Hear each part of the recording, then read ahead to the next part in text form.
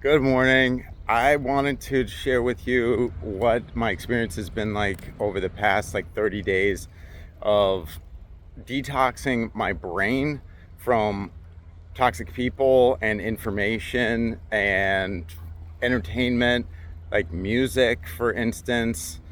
Um, wow, I feel better. I mean, food, clothing, products, all of that stuff I wouldn't even think about, even like air quality in the house or whatever, electromagnetic crap.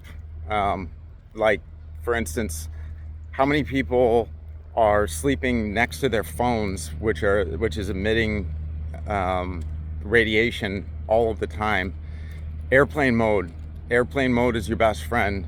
When I'm not using it, I switch the phone onto airplane mode definitely all night long, because there actually is a recordable, repeatable thing that happens in the body when exposed to this type of radiation. We can't get away from any all of this stuff 100%, but we can drastically reduce the exposure.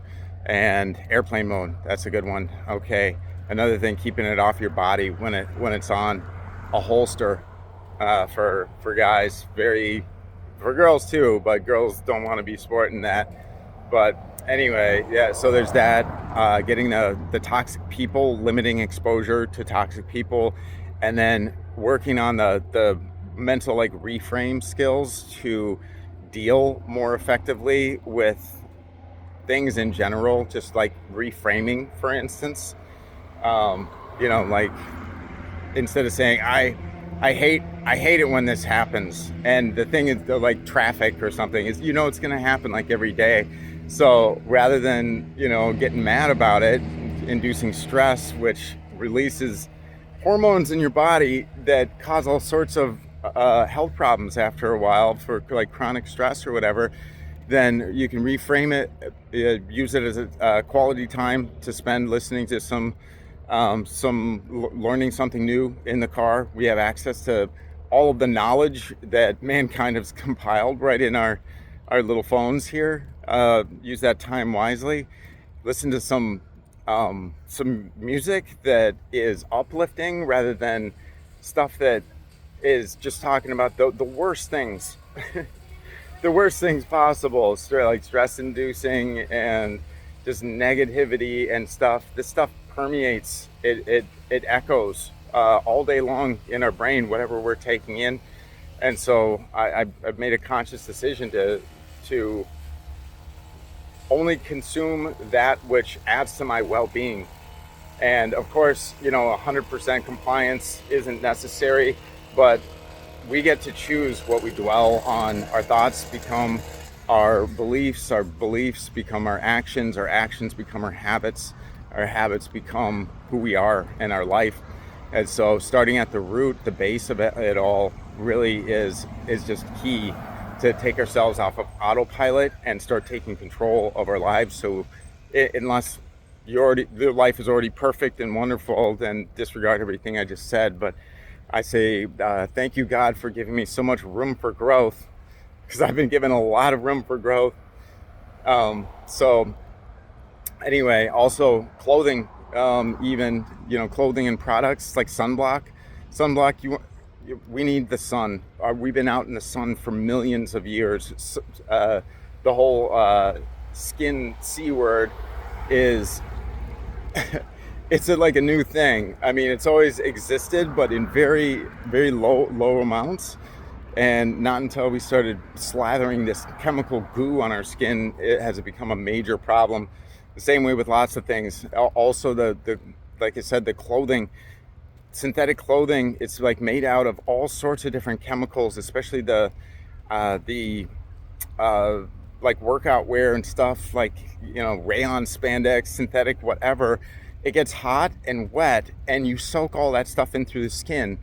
And if you, I've been using topical nicotine lately, and yeah, we soak in stuff through the skin because I can feel that stuff within a pretty short amount of time. So anything that we're putting on us, we are soaking in. So it's just something that I never even thought about until recently. Just do cotton and natural fabrics. Pretty simple. Cotton's cheap, you know. So that the reframing stuff with dealing with life in general, but reframe things as challenges, aka problems. Problems are my propellers. They're what allow me to become a hero and an overcomer and become resilient. Challenges or obstacles in life are opportunities.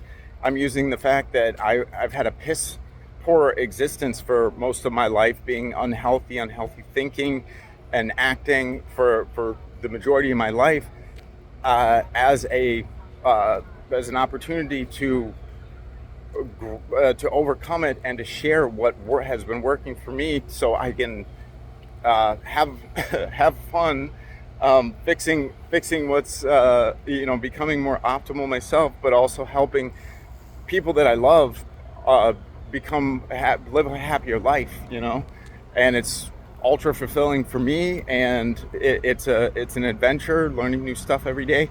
So yeah, these things that we look at as impediments to are might not just be, our stumbling blocks might be actually our stepping stones.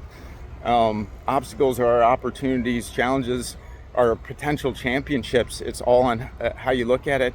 And then, also emotionally, I've been doing some meditation lately, and I have done it in the past, but I got out of sync with all of these practices for a while, and I completely lost my way because I need constant reminder of this stuff. I start to forget, and then if I'm not reminding myself with who I am and what I want to be and what I should be doing to get there on a daily basis, I have a tendency to kind of flounder and kind of forget what the hell I'm here for and what I truly want.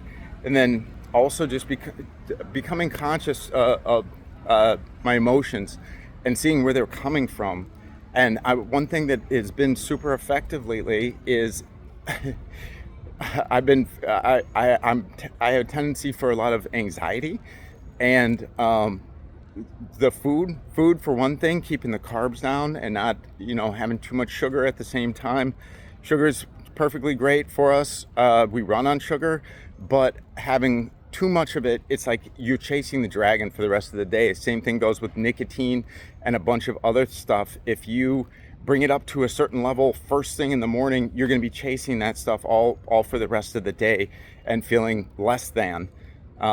Because if you brought it to the max to begin with, it's just not possible to get back there. The same with drugs and a million other things. So to bring it up steadily, and also take some breaks, taking breaks from eating, for instance, delaying, what I want for a while. The whole practice of delaying gratification, it's like flexing a muscle, And then just lastly, I'll say restructuring how I feel about things. We put things into categories: good, bad, traumatic, whatever it is. But you can actually, I've just learned how to suggest, speaking directly to my subconscious using some particular verbiage that, like, for instance, my anxiety, it just might be miscategorized that it just might be excitement. And it sounds silly, but it's been an absolute game changer. When it starts to pop up, when I start to get overwhelmed over something, I say, well, maybe I'm just feeling excited about all of the amazing things that I can figure out step by step now in my life. So anyway, these are like, life-changing things for me. So I just wanted to share that with you. I hope you have a wonderful, wonderful day.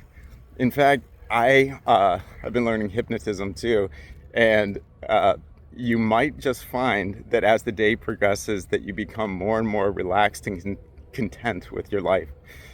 Just, you might. Anyway, I love you. Have a beautiful day.